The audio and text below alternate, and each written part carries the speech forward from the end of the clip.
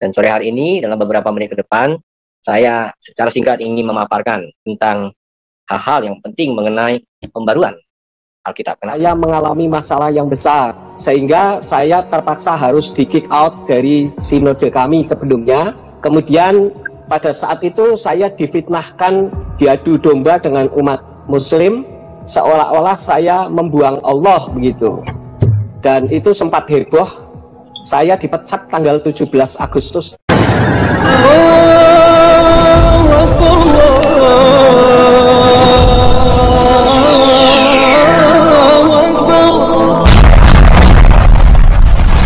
Bismillahirrahmanirrahim. Sebelum kita lanjut, jangan lupa subscribe, like, komen, dan share. Terima kasih. Jazakumullah. Bismillahirrahmanirrahim. Assalamualaikum warahmatullahi wabarakatuh. Sahabat kabar Islam, serta ikhwan fillah dimanapun anda berada, semoga tetap dalam lindungan Allah subhanahu wa ta'ala. Allah jaga iman Islam kita hingga ajal tiba, harapan wafat dalam keadaan husnul khatimah, amin ya Allah ya rabbal alamin. Nah sahabat serta ikhwan fillah, berjumpa lagi dengan channel kabar Islam ya. Jangan lupa dukung dengan subscribe, like, komen, dan juga share boleh. Kami haturkan jazakumullah khairan katsira wa ahsanal jaza kepada kalian semua yang telah mendukung dakwah channel kabar Islam.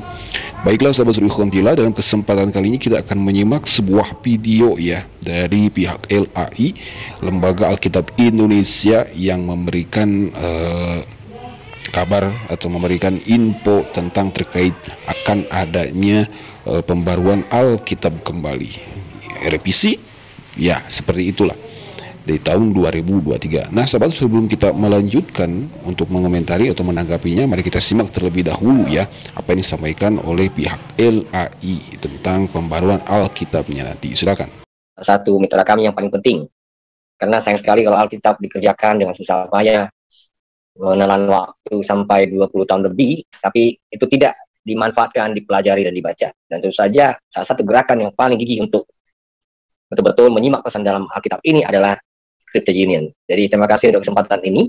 Dan sore hari ini dalam beberapa menit ke depan, saya secara singkat ingin memaparkan tentang hal-hal yang penting mengenai pembaruan Alkitab. Kenapa itu perlu dan kenapa dari waktu ke waktu ini tetap perlu dilakukan. Lalu apa dasarnya lakukan itu? Kita akan memberi contoh tentunya dari salah satu terjemahan yang paling banyak digunakan di Indonesia, yaitu Alkitab Terjemahan Baru, yang diterbitkan pada tahun 1974. Nah, izinkan saya untuk berbagi screen sebentar supaya bahan ini lebih jelas disampaikan. Ya, memang pertanyaan yang selalu muncul itu, kenapa ini diperbarui?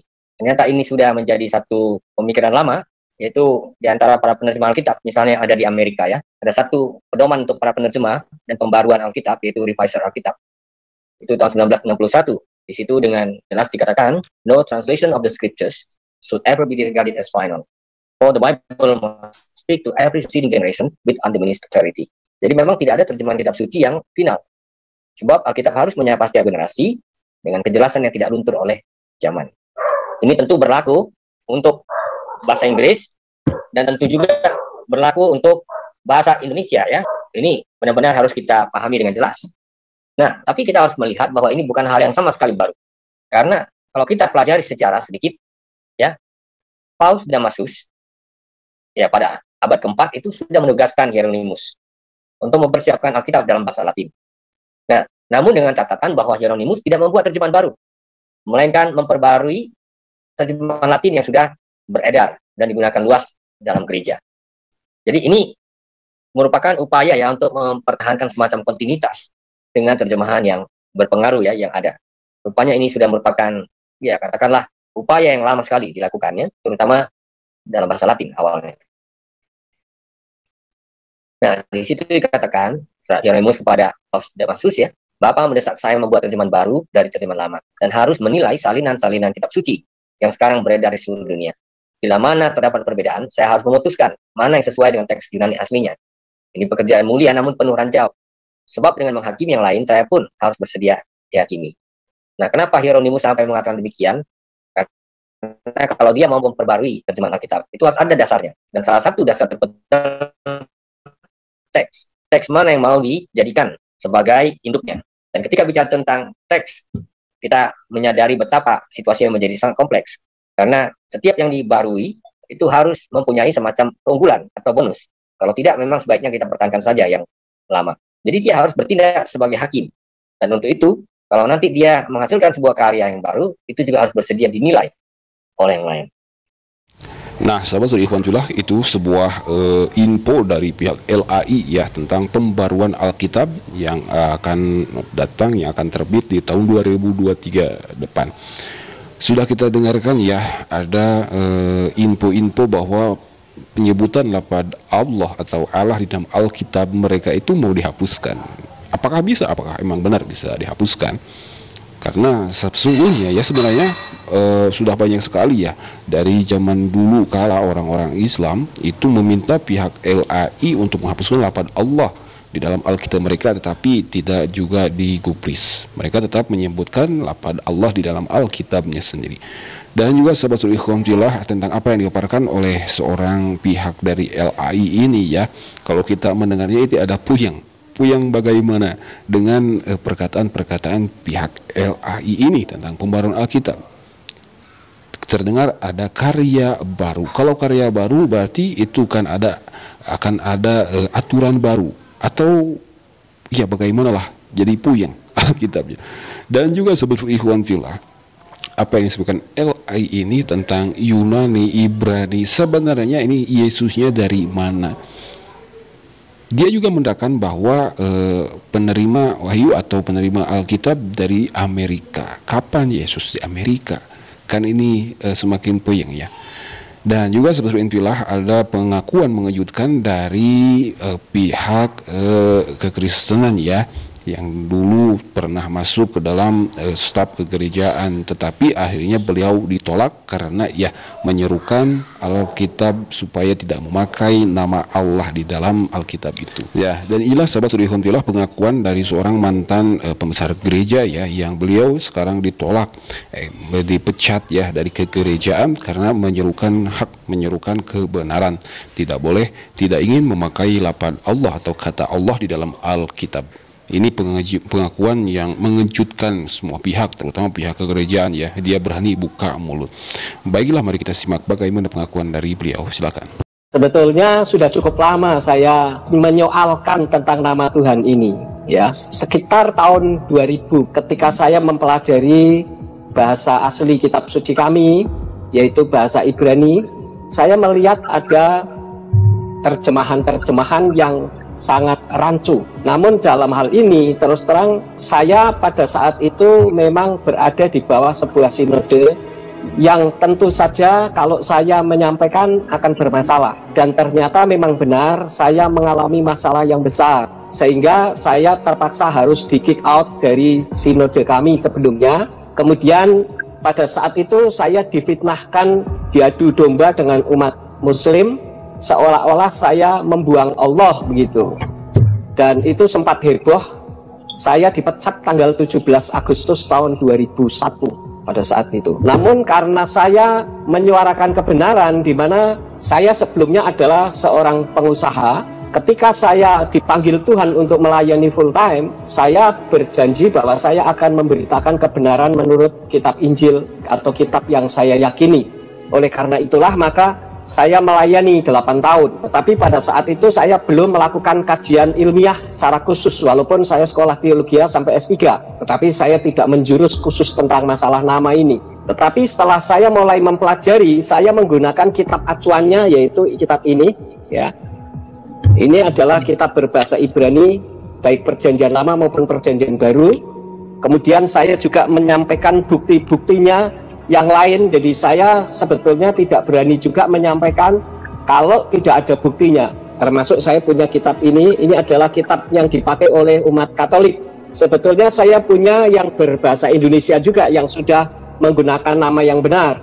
Tetapi pada saat saya diminta tahun 2001 itu, ada orang yang 2004 kalau tidak salah, ada orang dari Jakarta, seorang dosen yang menggugat Yayasan Lembaga Alkitab Indonesia.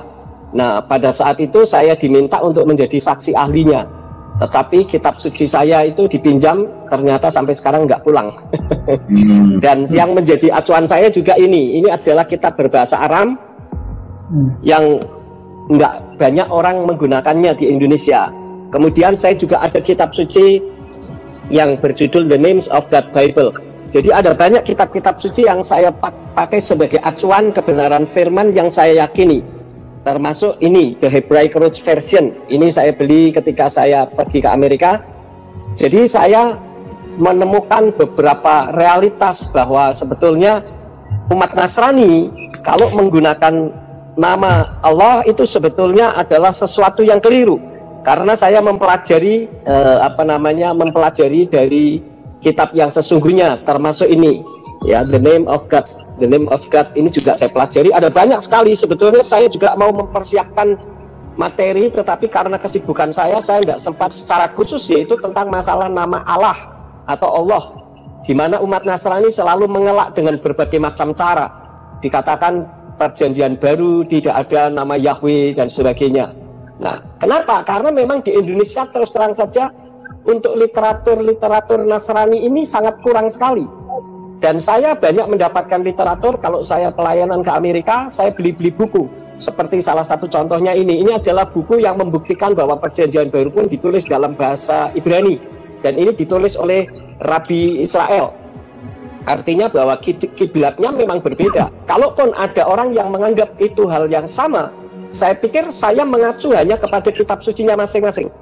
Jadi umat Islam dengan Al-Qur'annya, sedangkan kami dengan Tanakh dan Brit Kadasa.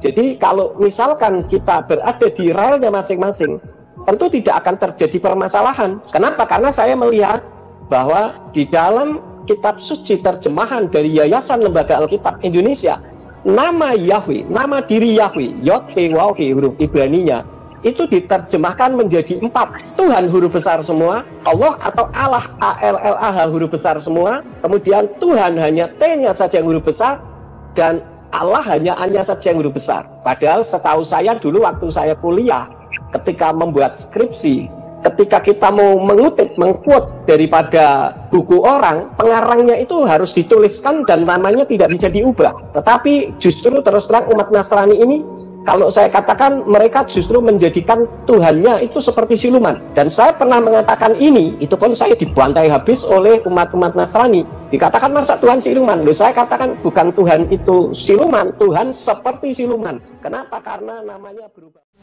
Oke, sahabat saudara bila itu sebuah pengakuan atau kesaksian dari seorang mantan pembesar gereja ya, yang ini beliau dipecat karena menyerukan kebenaran, tidak ingin memakai lafaz Allah, tidak ingin memakai Rasul atau ya nama-nama yang disebutkan dalam Al-Qur'an yang dipakai oleh orang Islam dipakai juga di dalam Alkitab mereka. Sebagaimana kita dengarkan bahwa dia dipecat karena menyerukan kebenaran, tidak ingin memakai Allah, tidak ingin menyelipkan lafaz Allah, lafaz Rasul di dalam Alkitab mereka. Tetapi yang jadi heran mungkin bagi awam kita, kenapa mereka tidak menggubris tentang keinginan atau kebenaran dari seorang bapak ini ya. Kenapa mereka tidak menghapus saja lafaz Allah atau lafaz Rasul dan yang lainnya, kata lafaz Injil di dalam Alkitab mereka? Sudah jelas sekali ya secara logika kita, apabila lafaz Allah, apabila lafaz Rasul, Injil dan yang lain juga lafaz Muhammad dihapuskan di dalam Alkitab, itu sudah memperkecil ruang sempit, malahan akan menghapus, memupus para misionaris menjalankan tugas mengelabui orang-orang Islam. Karena tidak ada kecocokan atau tidak ada pembenaran di dalam Alkitab tentang Allah, tentang Injil, tentang Rasul, tentang Muhammad dan yang lainnya. Jadi sudah jelas karena si bapak ini menyerukan ingin menghapus lafaz Allah, ingin menghapus lafaz Rasul, Injil di dalam Alkitab mereka, makanya mereka memecat bapak ini dari pihak kegerejaan. Lalu bagaimana yang akan terjadi? Apakah benar LAI tahun 2023 akan menghapus lafaz Allah, Rasul atau Injil di dalam Alkitab mereka? Wallahu a'lam bishawab. Kita tunggu saja bagaimana, apakah benar mereka akan memakai Alkitabnya sendiri atau ya mencopot pada Al-Quran. Nah, sahabat ikhwanillah, baiklah. Semoga kabar sekarang, kabar terhangat ini ya, bisa memberi wawasan kepada kita semua. Ternyata Alkitab selain Al-Quranul Karim itu bisa direvisi, bisa diadakan pembaharuan kembali. Lain halnya berbeda dengan Al-Quran. Dari zaman dahulu kala tidak ada pembaharuan Al-Quran, yang ada pencocokan Al-Quran. karena ditakutkan adanya Al-Quran palsu yang beredar. Nauzubillah, semua nauzubillah. Baiklah, mungkin hanya itu yang bisa kita simak dalam kesempatan kali ini. Mohon maaf bila ada kata khilaf. Hadanallahu wa iyyakum ajma'in. Wassalamualaikum warahmatullahi wabarakatuh.